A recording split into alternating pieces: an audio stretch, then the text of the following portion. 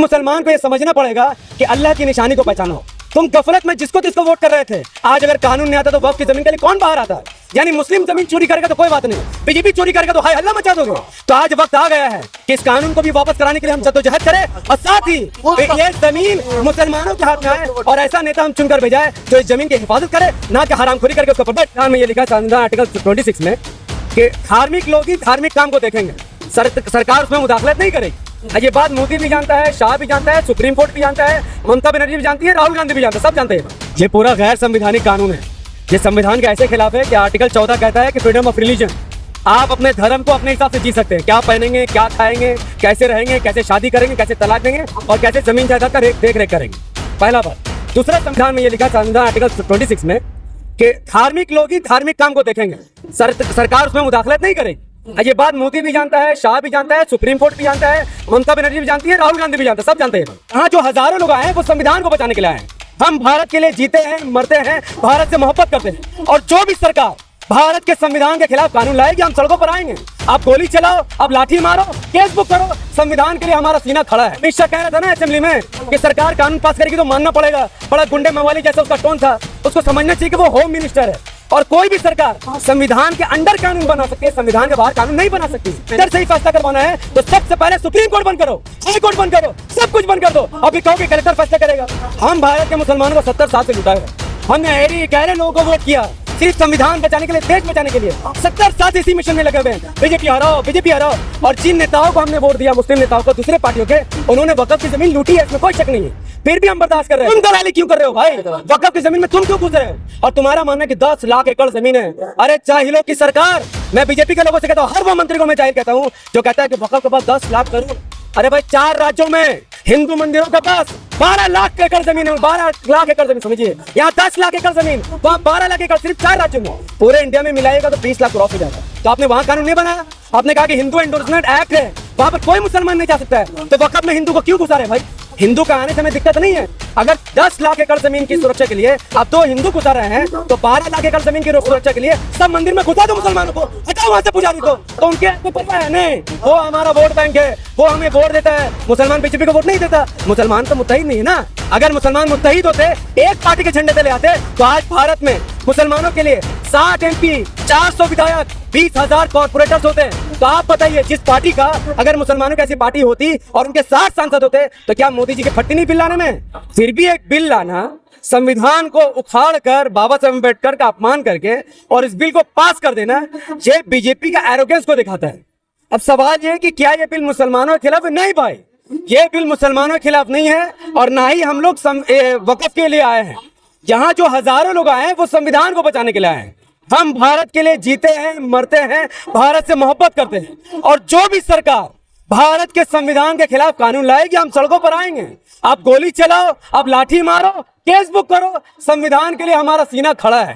ठीक वैसे ही जब अंग्रेजों की हुकूमत थी, रोलेक्स एक्ट आया था, हम सब ने वहां पर एक जमावड़ा बनाया और अंग्रेजों के आंख में आंख डाल करके कहा आप गोली चलाओ, लाठी मारो, हम खड़े हैं। आखिरकार अंग्रेजों ने गोली चलाई और गोली चलाने के बाद जब लाशें बिछ गई तब लोगों ने लाश को उठाकर देखा। सबसे ज्यादा सीने पर गोली अगर किसी ने खाई तो वो भारत के मुसलमानों ने खाई थी। उस वक्त सावरकर तलवे चाट रहा था अंग्रेजों के। आज सावरकर के फॉलोअर संविधान के धज्जे उड़ा रहे हैं और उनको लगता है हम खामोश रहे, हम खामोश नहीं रहेंगे। हम लोग ईमान वाले लोग हैं, किसी से नहीं डरेंगे। अमित शाह कह रहा था ना असेंबली में कि सरकार कानून पास करेगी तो मानना पड़ेगा, बड़ा गुंडे मवाली जैसा उसका टोन था। उसको समझना चाहिए कि वो होम मिनिस्टर है और कोई भी सरकार संविधान के अंडर कानून बना सकती है, संविधान के बाहर कानून नहीं बना सकती। देखिए, इस बिल में यह बताया गया कि मुस्लिम के अलावा 2 गैर मुस्लिम होंगे, यह संवैधानिक है, आर्टिकल 26 का वायलेशन करता है। इस बिल में कहा गया कि जो मुसलमान अब वक़्फ़ की जमीन को वक़्फ़ यानी अपनी जमीन को वक़्फ़ करना चाहेगा तो मोदी सरकार को प्रूफ देना पड़ेगा कि वो 5 साल बाय प्रैक्टिस मुसलमान है। तो मोदी जी मुफ्ती है, मौलाना है, क्या कार्य क्या है, वो कैसे पता करेंगे? मैं कहता हूं कि गैर मुस्लिमों को ये नहीं सिखाया जाता कि पेशाब करके पाक कैसे होना है। वो हमें सर्टिफिकेट देंगे कि हम मुसलमान की नहीं है। तो ये तो अपने आप में संवैधानिक है।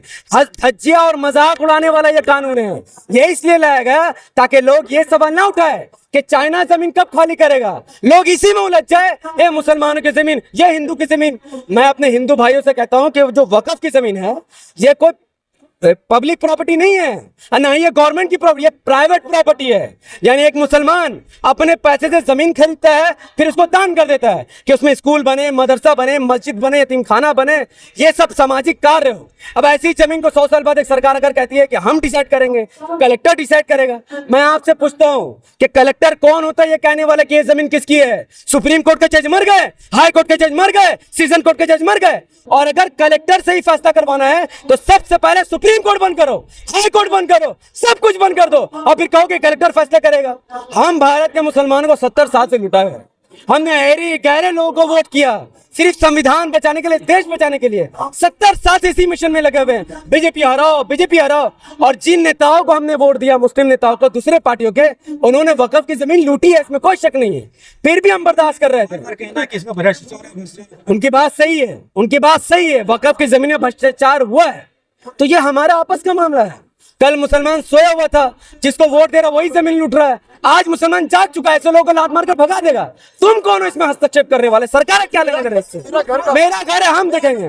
मेरा 2 भाई में झगड़ा है, एक भाई मेरे जमीन मार रहा है, मैं देख रहा हूँ, मुझे उससे मोहब्बत है, मैं उसको मार नहीं रहा, मैं उसको समझा रहा हूँ। कल को वो समझ जाएगा, जमीन वापस हो जाएगी। तुम तो रैली क्यों कर रहे हो भाई? वक्फ की जमीन में तुम क्यों घुस रहे हो? और तुम्हारा मानना है कि 10 लाख एकड़ जमीन है।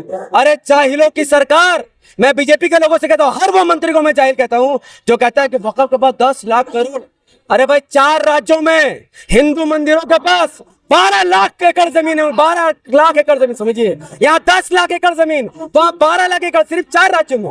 पूरे इंडिया में मिलाएगा तो 20 लाख क्रॉस हो जाएगा। तो आपने वहां कानून नहीं बनाया, आपने कहा कि हिंदू एंडोर्समेंट एक्ट है, वहां पर कोई मुसलमान नहीं जा सकता है, तो वक्फ में हिंदू को क्यों घुसा रहे भाई? हिंदू का आने से हमें दिक्कत नहीं है। अगर 10 लाख एकड़ जमीन की सुरक्षा के लिए आप 2 हिंदू घुसा रहे हैं, तो 12 लाख एकड़ जमीन की सुरक्षा के लिए सब मंदिर में घुसा दो मुसलमानों को, हटाओ वहां से पुजारी को। तो उनके कोई परवाह है नहीं, वो हमारा वोट बैंक है, वो हमें वोट देता है। मुसलमान बीजेपी को वोट नहीं देता। मुसलमान तो मुत्तहिद नहीं है ना।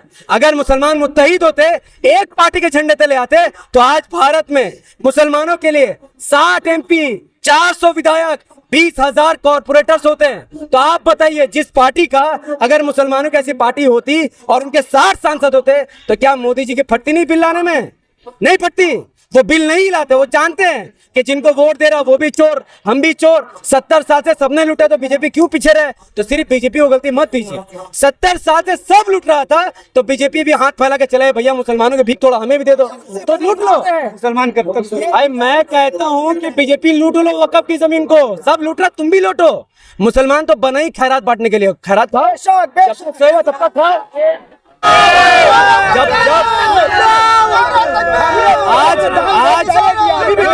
आज देखिए, आज उनके पास नंबर गेम है, अभी भी देंगे। 240 बेचारे के पास सीट है, 34 बैसाखी वाला सीट है। नीतीश बाबू एक बैसाखी है टीडीपी के अध्यक्ष नायडू। अब बीच में एक और बैसाखी 2-3 है, वो है पासवान, एक है जीतनराम मांझी, एक है जयंत चौधरी। इन सब को वोट देने वाला मुसलमान है। तो अब मुसलमान को ये समझना पड़ेगा कि अल्लाह की निशानी को पहचानो। तुम गफलत में जिसको तिसको वोट कर रहे थे, आज अगर कानून नहीं आता तो वक्फ की जमीन के लिए कौन बाहर आता है? यानी मुस्लिम जमीन चोरी करेगा तो कोई बात नहीं, बीजेपी चोरी करेगा तो हाय हल्ला मचा दोगे।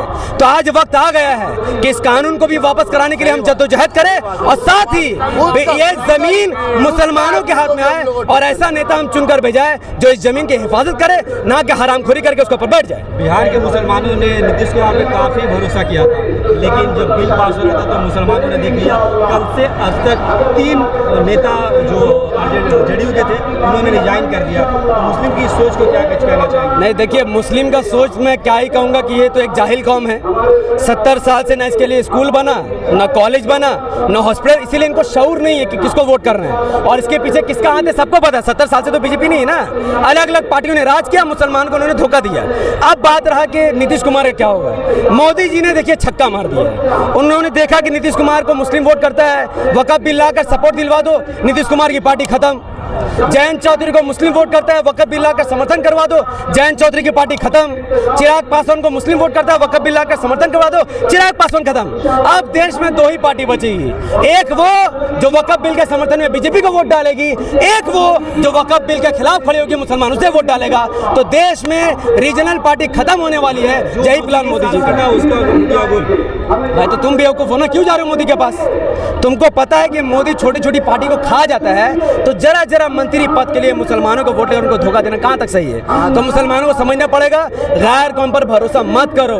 ये लोग तुम्हारे नहीं है। नबी सल्लल्लाहु अलैहि वसल्लम की गुस्ताखी होती है तो इनको दर्द नहीं होता है, कुरान का अपमान होता है इनको दर्द नहीं होता, क्योंकि ये हमारे लोग नहीं है। जो आपके लोग हैं उनके चेहरे से आपको दर्द पता चल जाएगा। कल पार्लियामेंट में किसका अपना चेहरा उतरा हुआ देखा? एक ही आदमी, मैं नाम नहीं ले रहा हूं, पर सबको पता है कि इसका खिलाफ सबसे ज्यादा दुख किसे हुआ है, तो हम सबको उसका ही साथ देना चाहिए। अब इसी साहब ने जिस तरह से बिल फाड़ा, भाजपा नेता ने कहा कि वो एक गैर संवैधानिक था, उन्होंने सदन के अंदर बिल फाड़ा। वो भाजपा बिल आएगा तो सीधा फाड़ के मुंह में फेंक देंगे और कोई कुछ नहीं कर सकेगा। अगर कोई कुछ करेगा तो भारत में ऐसा सिलसिला आएगा कि बंगाल में लोग उतरेंगे और दिल्ली का असेंबली हिल जाएगा। आज के इस एहतजाज से लोगों को क्या संदेश देना चाहिए? देखिए, इस रोड ब्लॉक करने से मैं फिर कहता हूं कि बिल वापस नहीं होगा। सब समझ लिए सिस्टम, ये सब सिस्टम से चलता है। अब रोड ब्लॉक कीजिए, पूरा इंडिया जाम कर दीजिए, गोली चलेगा, फसाद होगा, पर बिल वापस नहीं होगा। बिल वापस करने का एक तरीका तो यह है कि जिस पार्टी को अपने वोट, जैसे हम लोग बंगाल में टीएमसी को हम मुसलमानों ने वोट किया, तो ममता बनर्जी को चाहिए कि असेंबली में रेजोल्यूशन पास करे और कहे कि भैया ये गैर संवैधानिक है, इस बिल को हम यहां पर लागू नहीं करें। एक बात। दूसरा बात यह है कि ममता बनर्जी की सरकार ऑफिशियली सुप्रीम कोर्ट में केस डाले और कहे कि सुप्रीम कोर्ट के सीजीआई है उनसे ये डिमांड करे कि ये बिल संविधान के खिलाफ है, आपकी जिम्मेदारी संविधान को बचाना, तो इस बिल को आप पलट दीजिए और कहिए कि ये बिल गैर संवैधानिक है, वहीं ये मामला खत्म हो जाएगा। तो हम रोड में इसीलिए आए हैं ताकि सरकार पर प्रेशर बने और सुप्रीम कोर्ट तक बात पहुंचे। That's it.